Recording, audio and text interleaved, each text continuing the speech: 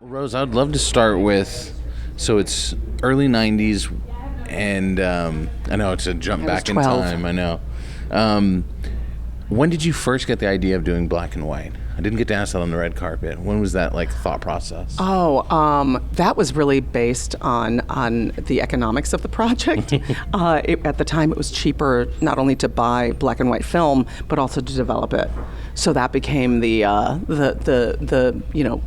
choice at that point. Also, I had seen, I was living in Chicago, obviously at that time, not obviously, but I was living in Chicago at that time, and I had gone to the Music Box Theater to see Todd Haynes' Poison. Yeah. And the Godard moment of that is all in black and white. The prison. Was it Godard? No, it wasn't. It was Genet. Mm-hmm, It was Genet, the Genet part was all in black and white, and I was just like, well, and that movie was highly influential to the making of Go Fish, which was originally called Eli and Max and was also in 3 parts.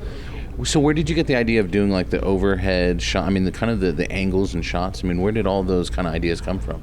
What's funny is that after we did what I would know now as the Greek chorus, because I didn't know that at the time. I had not done any classical studies, so I didn't really know that was a Greek chorus. There was just this kind of fun breaking of the fourth wall that we wanted to do inside the narrative. It doesn't really break the fourth wall of the film itself, right? Mm. It's just these friends are able to have this omniscient sort of view of the relationship and all its happenings, and that just became a fun trope, to be able to check in on their status as if they were, these gods, overseeing this setup, Controlling Max's world, yeah. Yeah. Now social media does that for us. Yeah, exactly. So it's But not as funny as you did it. Yeah. I think it was a lot more humorous in Go Fish. As far as the jump to bedroom. How the hell do you go overseas? That seems like such a wide jump. What made you go switch to that? That's a good question. After I made Go Fish, there was interest from a number of places, and I had a script ready. I remember I applied for the Sundance Lab. It was a script that took place in the circus of all places, of these 2 girls who run away from the circus, and who had been kidnapped from a orphanage in abducted basically when they were children by this guy who was a clown in the circus, and he sort of took them both and raised them.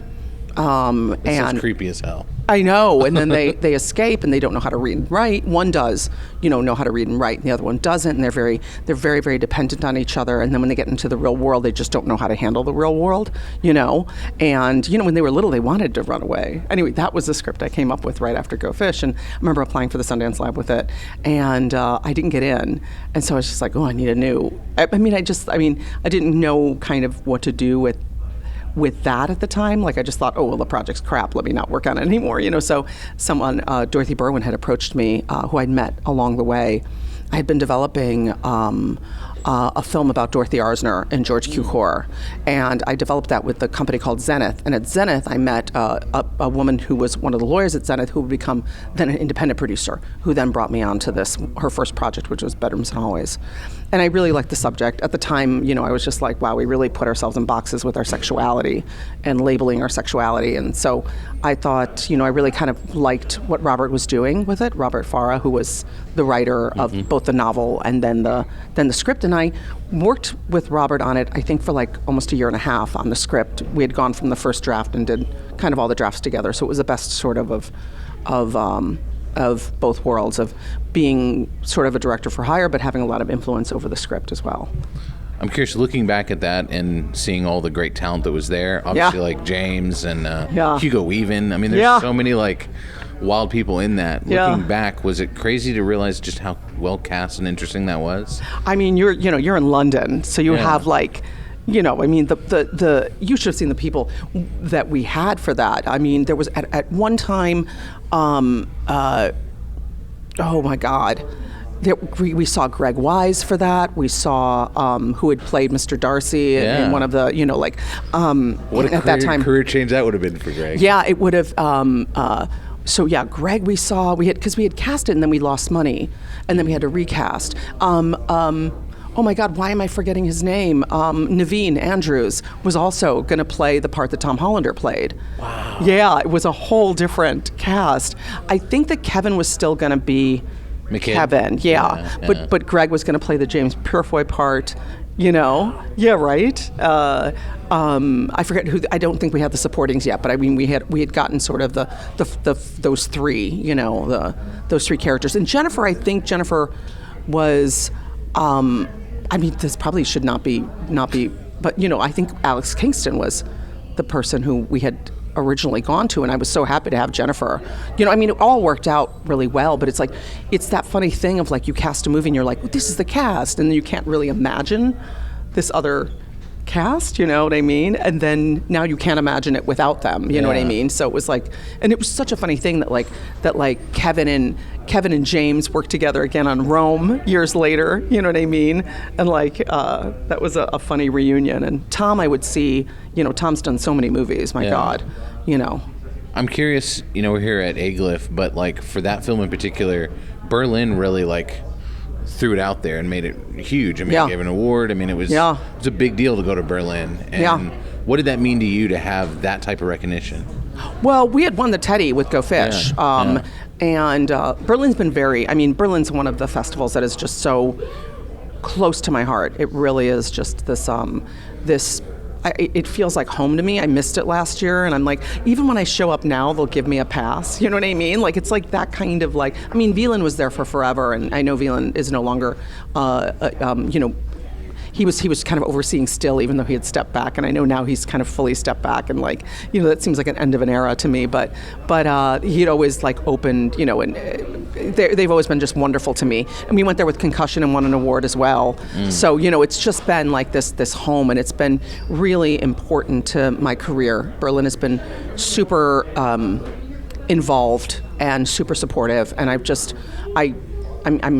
can't thank them enough. Can you talk about the transition into TV work? I mean, directing in TV. Yeah. Was 6 Feet Under was that one of your first? That was my first. Yeah. Tell me about that, and then that HBO connection. Obviously, something that it's a big deal to have that. I had gotten done with my third feature, Safety of Objects, and when I hell of a cast there, by the way. Oh yeah, I know. I've had some really good luck with casting.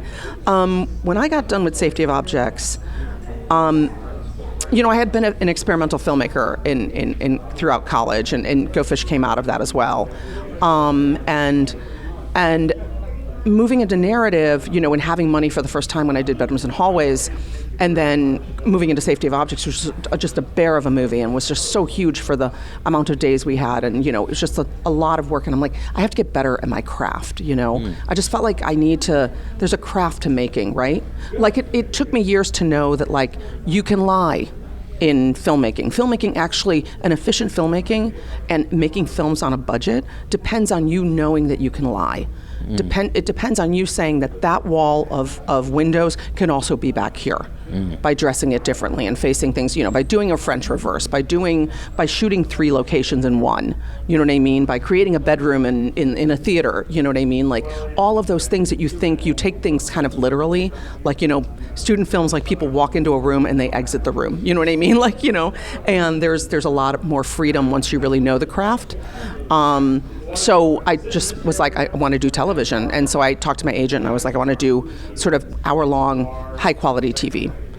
So I did 6 Feet Under, and as I was doing 6 Feet Under, I was also completing work on Safety of Objects.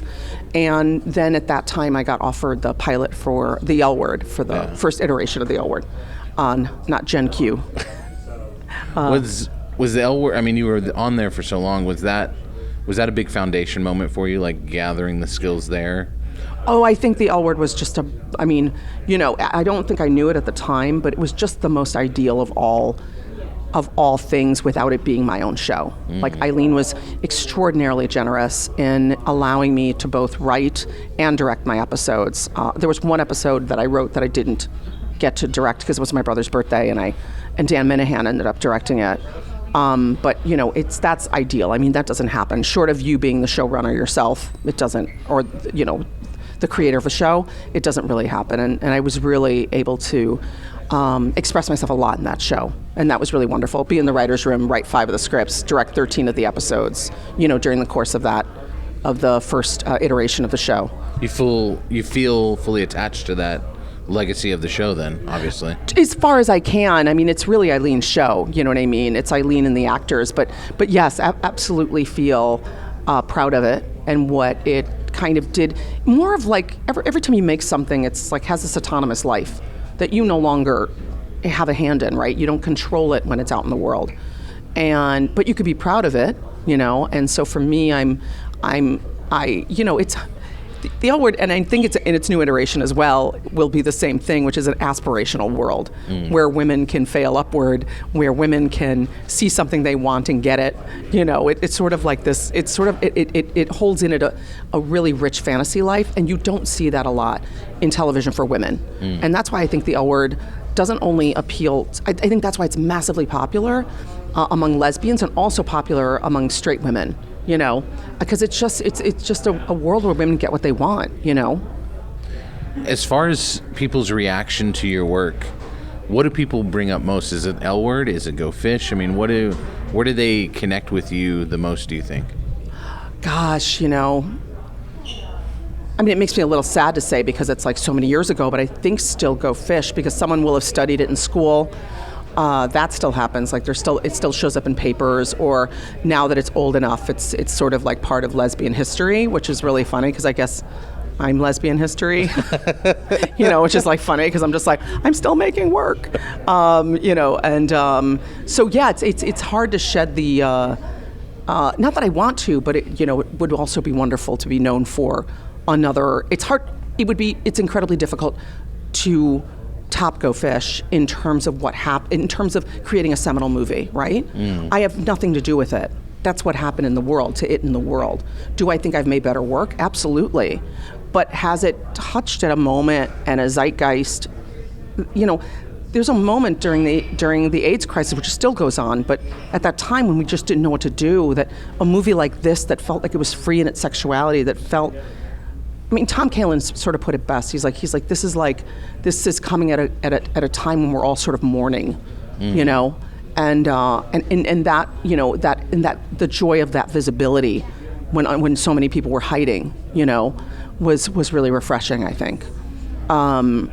So, you can't consciously try to recreate that. It'll ruin it, You brought up something on the red carpet yesterday that's kind of been sticking in my mind. You brought up how there are those movies like Vice where they'll trick up the way they shoot or the edit. They'll do something that isn't CGI is the new form of difference. You can do old school stuff too. You can trick up like the way you do it. Structure storytelling, man. It's like I'm loving it. Playing with time. I'm so interested in like time, and I have this piece that's called 4. And it's just literally playing with time in the way that like remember in Pulp Fiction, like where Bruce Willis is in the room that Samuel L. Jackson used to be, or it wasn't Samuel L. Jackson. Anyway, that it's like they were in the room at the same moment, but you didn't know because the camera only revealed one at a time. But it intersects time in the same way. He did in Jackie Brown as well. I'm super interested in that kind of thing. I'm super interested in parallel universes, and time is not a linear thing. So and that kind of thing, like really building. I think we're getting really sophisticated in storytelling, and creating new structures of storytelling, in narrative, and so all of those things, and then just being. I mean, if you look at The Favorite, you're just like, why is this so ugly? And then you just really lean into it. You really lean into those like super wide, like nobody. We joke about putting a 14 in the corner. Not putting it on a dolly and then doing like big pans with it. Yeah, that dance sequence alone, no one would have shot it that way. Yeah, or doing the dance sequence and doing doing this kind of incredible choreography to this dance that you're just like, wait a minute, wait. And again, it's a mashup of time, right? It's a period piece that plays with tropes of the right now. You have Rachel Weisz, who I don't think has ever been better. I think that was I love Olivia Colman. She was consistently herself in that film, you know what I mean? But it was really Rachel that I was just like, to me, I mean, I just felt like really found that character and really held those two sides of that whole thing as an amazing centerpiece, held the vulnerabilities and then the foibles of this other character, you know what I mean, like that hinged off of her. But and given the opportunity to play or long takes, and just like it's going to be your full body all the time. So act from head to toe. You know what I mean? Yeah. Like sometimes actors learn to act with their faces. A lot they learn to act with their face. So what I call face acting. What? No. And it's just like all this musculature that you don't normally use. And in that case, he's just like, he literally is like, your whole body's in this. So have at it. I've got to ask, what do you in your spare time read? Watch TV shows? Like, what do you like right now? I just want to pick your brain. Oh my stars! I'm reading The War Against All Puerto Ricans right now. Really? Yeah. Which is making me mad as hell. And I think I'm overdue to be mad as hell. I've been mad a lot, but I'm now I have all the facts and the figures to. I've been spending more time in Puerto Rico and thinking of buying land there. And will you shoot there? No, I'm doing a virtual reality piece now, and there's 3 animations inside of it, and I'm working with an animation team that's in Puerto Rico. So I go back a little bit more, and then I'm also, as I said, I'm looking at land over in this collective, and just looking to understand the island in a different way than my parents did. You know what I mean? Because I really grew up with their stories and their understanding of it, and I also trying to contextualize them a little bit more. I don't know, I'm looking at some greater understanding, and then my own personal relationship with Puerto Rico, not always just through my parents, Yeah. Which I think is part of my own personal growth. But so I'm reading that. I'm reading Kathy Acker. There's Hunter College has these kind of papers. They have papers and things that were like collected like work that is like non-published work. So it's like part of her early poetry that I'm reading. It like looks like prose, but it's poetry. It's beautiful. I'm reading that and Borges. Oh yeah. Yeah. So that's kind of what's on the bookshelf right now. A hell of a lot of reading. Wow. Yeah, that's on the bookshelf. But they don't go together. So one's like you just pick up and you read a poem here and you read a poem and then you go back to the War Against All Puerto Rican. And then I'm also a reference book that I'm reading right now is the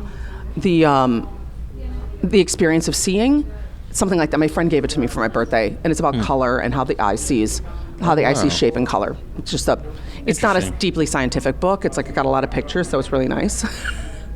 Picture books are great. great. Yeah, it's a picture book. Plus, I read a lot of graphic novels. But that's what I'm doing. That's what I'm doing there. You can't just throw out you read a lot of graphic novels and not have me ask what type of graphic novels you read. What was the last one I read? I read Here was the last thing I read. Oh, yeah. Which I love.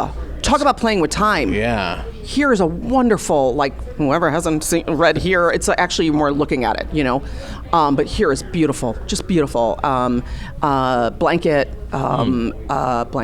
What did I read? My friend's a writer, so he's got a bunch of things at home, and I'm sorry I'm not remembering more names. The mustache. Oh, anyway.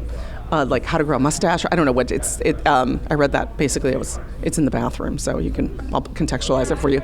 But I was reading a lot of his collection. And as far as what I'm watching, as far as like something that's television that I've seen recently that I love the most, really, I'm gonna have to give it to Fleabag season 2. Yeah. I'm just like.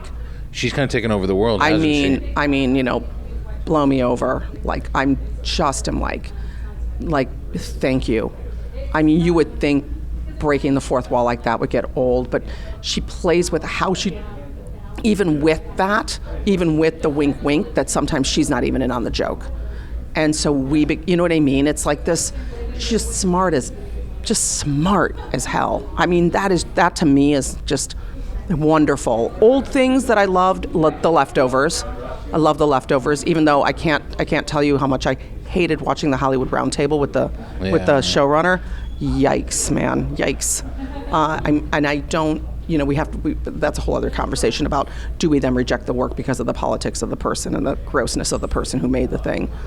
He's not that man. I mean, he's not a. I mean, there's. He does impact it in some way, though. It does impact. It does. It becomes a little bit of a ruiner, a little bit. You know, when he was talking, just talking about like people of color and like who he staffs up, and you know, like I just, you know, whatever. Well, I love that you brought up Fleabag, because between that and Killing Eve, it's like yeah, too her many empire. Yeah, I don't watch Killing Eve. Oh, you need to get it's I her know. voice, but now she kills people. I know my friends love it, but I haven't. There's so much to watch, and I haven't watched it. A lot of times I really like Sorry for Your Loss, which I also work on. Unbecoming a God in Central Florida is starting on Showtime, and I'm just intrigued by that show. I also did that show, directed on that show, but those are, you know, I'm pretty proud of those series. I'm sure there are more that I completely love, but the last time I was blown away was Fleabag, the end of Fleabag season 2. I thought Orange is the New Black got its control back in the last season. They ended it really well. Yeah, because you know, in between there, you know, you had to stay on for the ride. You know, you had to be, I'm loyal. You know, like, because sometimes it felt a little, you know. But yeah, there's nothing like a good ending to something. You know. So I know I asked you on the carpet about what you're working on now, but if you could tell us again all that you kind of got in that pipeline. Yeah. What is currently, and what I am currently working on, and also here in Texas doing over in Dallas, is I'm working on my first interactive virtual reality piece. And it's for an initiative called VR for Good, which is an Oculus initiative. Oculus is owned by Facebook. And that is... and I got teamed up with Invisible People, which is an organization that brings visibility to people who are homeless. And so it has been a long and amazing journey of finding a subject, finding out about, like, educating myself about people experiencing homelessness, people trying to end homelessness. What can we do? How can we be? Like, and trying to create a piece around it that will bring awareness. And I mean, the problem is so gigantic that the piece is rather simple. You're introduced to this woman, you're left alone in her tent, and you get to know her through her objects. She takes you kind of through her life story, because I think sometimes we think when we see people are homeless that they sort of have no past, no present, no future, and they really do. They are people just like, you know, like they are as much as rich as anybody else. And I think that we do this thing where we call them they and separate them through our own shame or guilt of not doing anything. You know, of thinking, oh, well, everyone's a junkie anyway, so they deserve what they've got, you know. I mean, it's been an incredible journey. And yeah, we're based out of Dallas, so I'd love to know. I work with Flight School. Oh, yeah. Yeah. And they just moved downtown. Yeah. It's got to be comforting to have so many resources to work off in a city that many people don't think would look into these type of areas. Oh, yeah. Yeah. I'm going to go see I'm going to go see, what is it called? It's called, it's the World War II piece that they did. Oh. I'm going this afternoon at 6. Oh, the so immersive, cool. the room scale immersive Yeah. piece, yeah. I'm really looking forward to seeing it. But that's like probably the next thing I want to do is like if I did like a room scale, like immersive piece about. I'm not done with the homelessness thing though. With there's a lot of different stories I would love to tell that would be sort of similar. I would like this to not be the only piece I do about homelessness. But it's been very, I mean, you know, like I think life is about learning and sort of expressing yourself in different mediums. So this has been like a real learning curve for me, because, you know, like to do pieces that are immersive and to allow the viewer to have control in coming from like narrative filmmaking or television is just, you know. And I'm also working on a feature called This Is Not Me, which is an experimental feature film, sort of part autobiographical, as I was saying to you last night, but it's not me. Yeah. It's not me. It's this man will play the surrogate of me, but he has some of the same past lovers and has been to some of the same places. So I've been shooting that. I've been shooting that for a while. So I literally shoot a lot of the footage myself on where I go. Where I go is where he goes, if you can imagine. So I channel him when I'm away. Channeling that guy. That's wonderful. Yeah. I just shot a little this morning in the hotel room. Yeah. Are you always thinking with that mindset whatever space you're in? Is it always? I always shoot. Yeah. I'm always shooting. Yeah. I had my Blackmagic Pocket for a bunch of years, and with a couple of lenses. I'm traveling now with my Blackmagic 4K cinema camera, which I have in a case. It's like kind of fun. It's like I have my 1 terabyte drive on the side. I got a couple of lenses with me right now. I got this kind of chintzy plastic lens. Can I say chintzy? Is that a bad word? This very budget friendly plastic, like the elements are plastic inside the lens, so they do kind of funky, softish things. You know what I mean? And then I have like a kind of a proper lens. But I always travel with it. I always have it, and I have my 2 gimbals. So I have a gimbal for my iPhone 10X, and then I have a gimbal for my camera, and I travel with all that stuff. That's so cool. Yeah. Always ready. Yeah. Yeah. Well, you always have to have like the space, and it's about having that room in your carry-on. Well, Rose, it's been such a pleasure. I was so excited when aGLIFF announced the films, and it was like, "Go Fish, really? Like we're gonna get Rose here?" So and the 35 mil print. I know. I think they're showing a 35 mil print of Bedrooms and Hallways too. I think. I don't know. I didn't see in the program. Yeah, but if you got the 35 mil of Go Fish, I mean, the Bedrooms and Hallways I think is easier to find. Exactly. Or maybe not.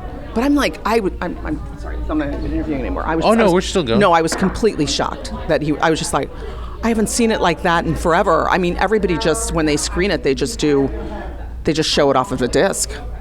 You know what I mean? And on the disc, it's in its 16 mil form, which I didn't intend for it to be seen in anymore.